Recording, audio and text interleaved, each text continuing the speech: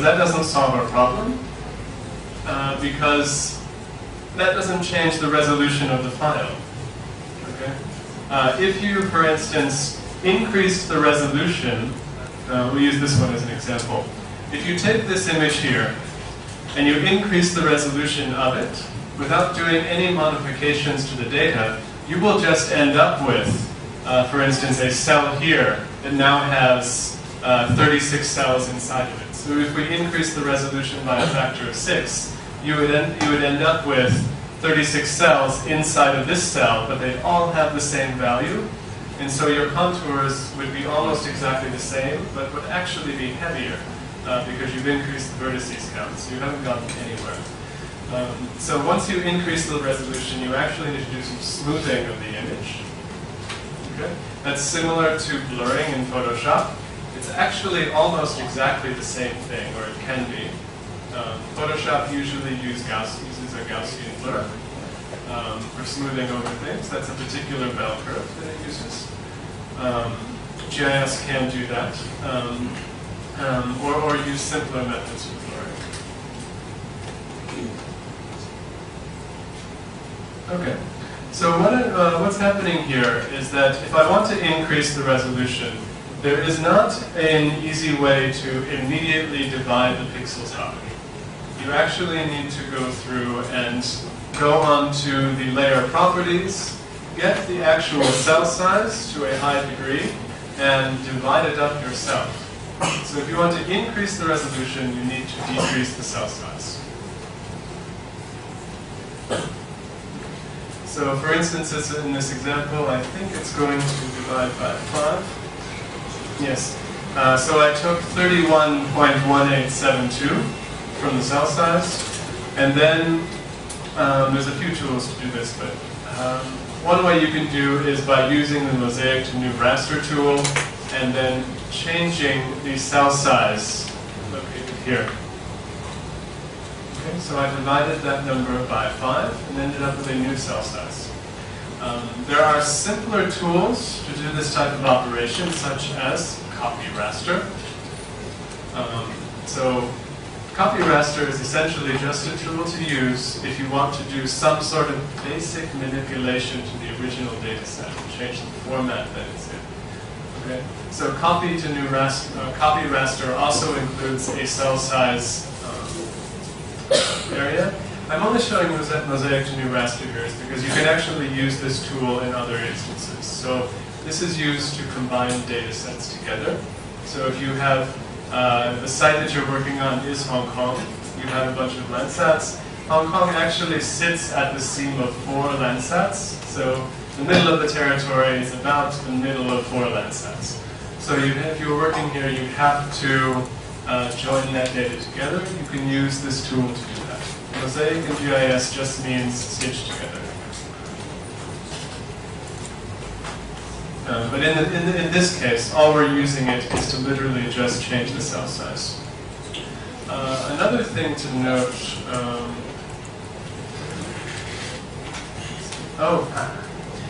is located here. This might actually be quite important as well. You notice that I'm also changing the pixel type. If you looked on the properties of the original raster, located here, you'll notice that the pixel type is a 16-bit signed integer. We've mentioned these terms before. 16-bit just means that every pixel has the potential of holding about 64,000 values. That's not good enough if we want to actually have have resolutions that are less than a meter. So in the original data set, each of these cells can only ever be a whole number. So 1 meter, 2 meter, 4 meter, 25 meter. Okay? The data you download from that source, from the NASA source on the internet, is a 16-bit, as it says here, signed integer. Signed integer just means it can have positive and negative values. That's important for elevation because there are negative elevations on the Earth. Okay? So that's just the reason. That's the container for the data. So if we want to actually have elevation models that have 4.5 or 4.6, 7.1, etc. Non-integer values, then we need to change the pixel type from 16-bit to unsigned to 32-bit float. Okay? A float just means decimal. This will come up again over the next 3-4 weeks of the class. So know that float essentially means decimal. Okay. So we're changing this to a 32-bit float. 32-bit stores a lot more values. Just leave it at that.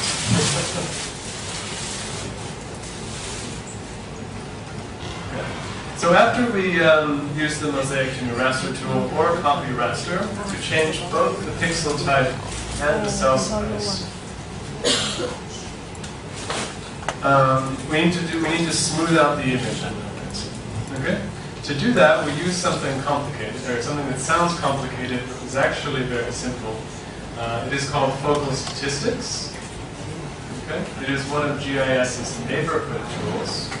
So anytime you work with a neighborhood tool in GIS, that means that it's looking at each cell in the raster, querying the neighborhood around it, and reassigning a value to that pixel only, okay, for every pixel in the raster. Okay? So when we're talking about smoothing out a raster, if we're using focal statistics, that's calculating something such as average, sum, max, min, etc. for every cell. So when you look at this cell and you have a radius of 3 pixels, you would be looking at this area. You would say, look at all of those cells and then average them together, give a new value to this cell. Then move on to the next one. Search 3 pixels around, average it, give a new value to that cell, and do it for every single cell in the raster based on the original data set. This is not a, in programming and in Grasshopper and Rhino terms, this is not a recursive function. Okay? This term will probably come up later a few times, but this is not a recursive function. Meaning that as you're passing through the data set, it is not, once you update this cell, it does not use that value inside the next cell and so forth. So it uses the original data set values each time it looks at each cell. If it was a recursive operation, and these do exist, it would be, as it moves across the data set, it would be looking at the new values it's generating and doing averaging on those. And so you'd end up with a completely different product in the end.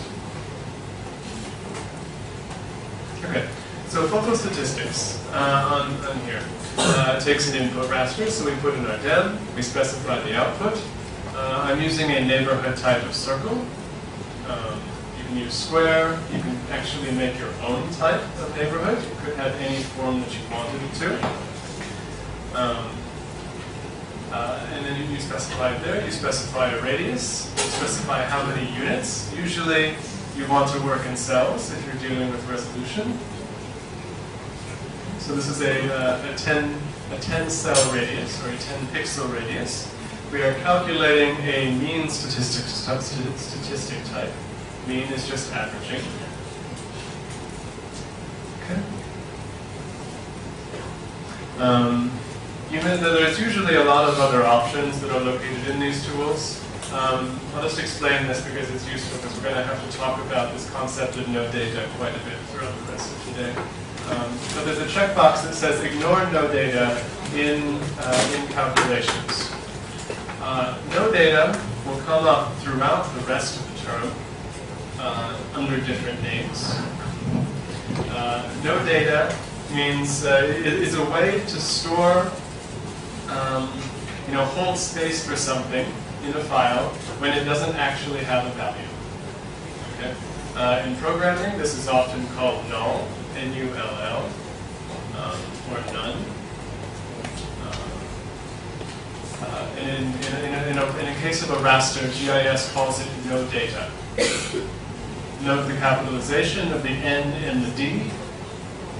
GIS is usually case sensitive. So if you are, for instance, reclassifying something and you want to actually specify no data or a cell, you need to type no data just as it is. Okay? So GIS usually doesn't screw up in looking at cases between different tools or telling you even here different cases. So know that everything is case sensitive.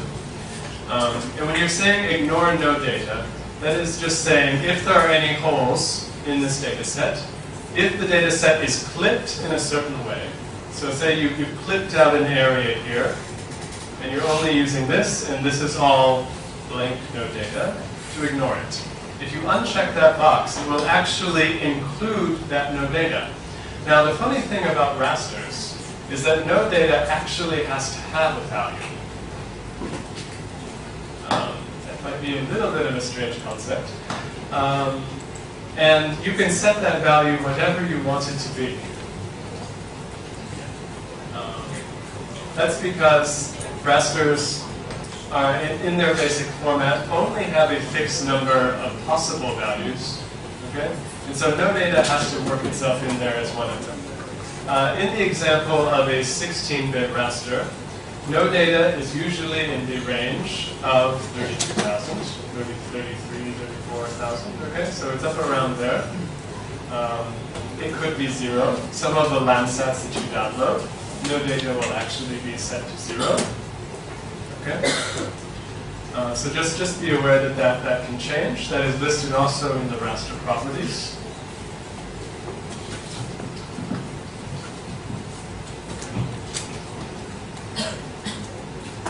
Okay, so now we see if we actually, once we smooth this raster with a radius of 10 pixels, and then, so we went from here, we smoothed it by 10, and then we ran a 5-meter contour interval again.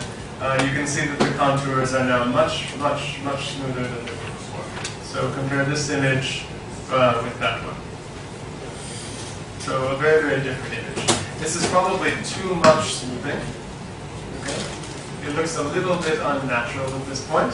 So you would want to either, there's various things. You probably just want to reduce the focal statistics here. You could also change it so you weren't, dividing the resolution by 5. Okay. You could change each of the values and work with it until you get a result that you like.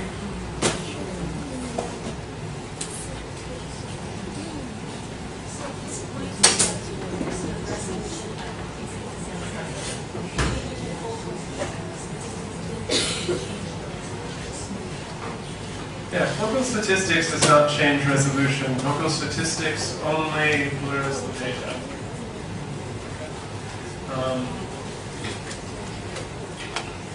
A student asked me at the end of last week, not in this class, but they were working with a global